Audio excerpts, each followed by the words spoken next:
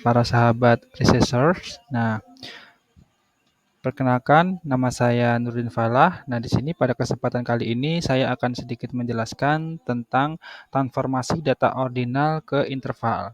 Nah, sebelum kita melakukan proses transformasi, saya akan sedikit menjelaskan kenapa kita perlu mentransformasi data ordinal ke dalam interval, karena pada umumnya atau sering kita temukan di dalam penelitian, data yang digunakan itu berupa ordinal, padahal teknik analisis yang digunakan itu adalah teknik analisis yang tergolong parametrik, di mana teknik analisis parametrik sendiri itu mengasumsikan bahwa jenis data minimal yaitu berupa interval. Nah, sehingga di sini untuk jenis data ordinal diwajibkan untuk dilakukannya transformasi data ordinal ke interval. Nah, di sini untuk metode yang digunakan untuk transformasi data ordinal ke interval yaitu metode successive interval atau disingkat dengan MSI. Nah, di sini kita akan menggunakan alat bantu yaitu berupa ekstensi yang ada di dalam Excel, yaitu kita menggunakan Stat97. Nah, sebelum kita mengaktifkan ekstensi Stat97 tersebut, seharusnya kita harus membuka file Excel data kita, sehingga nanti akan muncul add-in untuk transformasi datanya sendiri di sini. Nah, selanjutnya kita klik ekstensinya Stat97-nya, lalu kita klik enable macros.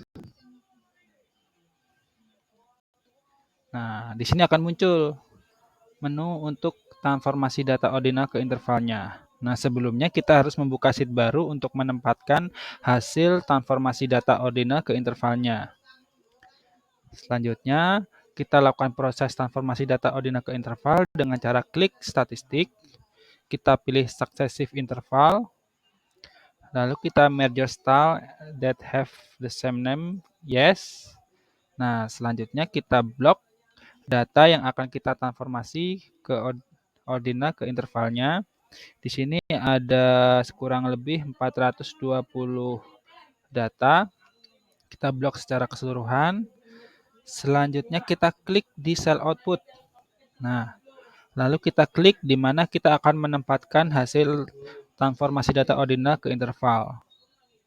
Kita klik di sini, lalu kita next, lalu select all, lalu next. Di sini kita tentukan berdasarkan data penelitian kita, nilai maksimum minimumnya itu adalah 1, sedangkan nilai maksimumnya itu adalah 5. Lalu kita centang display summary, di mana display summary sendiri itu adalah tahapan-tahapan ketika dilakukan proses perhitungan transformasi data ordinal ke interval. Lalu kita klik next, setelah itu finish. Nah, yang pertama muncul itu yaitu success detail, yaitu tahapan-tahapan manual atau secara detail proses transformasi data ordinal ke interval. Misalnya yang pertama itu pertanyaan nomor 1.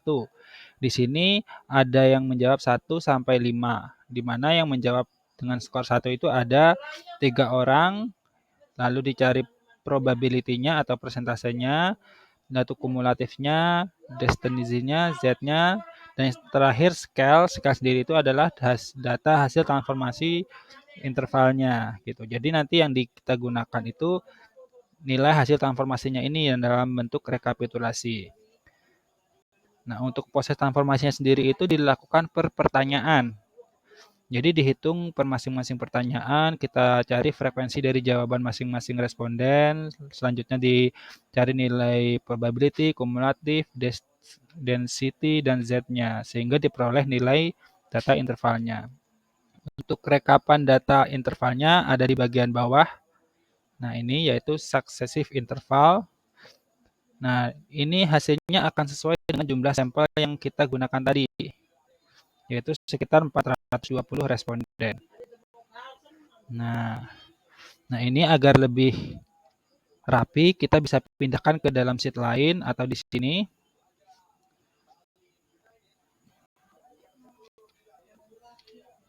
Kita bisa cut, lalu kita bisa pindahkan ke sheet lain, lalu kita beri penamaan sesuai dengan yang data ordinal tadi. Kita tinggal mengcopy paste nama variabelnya.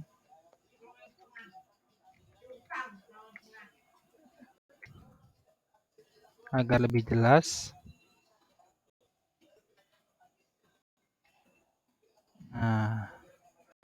Nah, sehingga di sini jelas ini untuk data interval untuk indikator EWORM 1, EWORM 2, EWORM 3, EWORM 4, dan indikator yang lainnya. Nah, setelah ditransformasi, baru kita bisa menggunakan data ini untuk analisis lanjutan yang berupa analisis parametrik, bisa regresi berganda, path analysis, structural equation modeling, dan lain sebagainya, di mana metodenya tersebut yaitu metode parametrik yang mengasumsikan bahwa data tersebut yaitu data interval atau rasio syaratnya.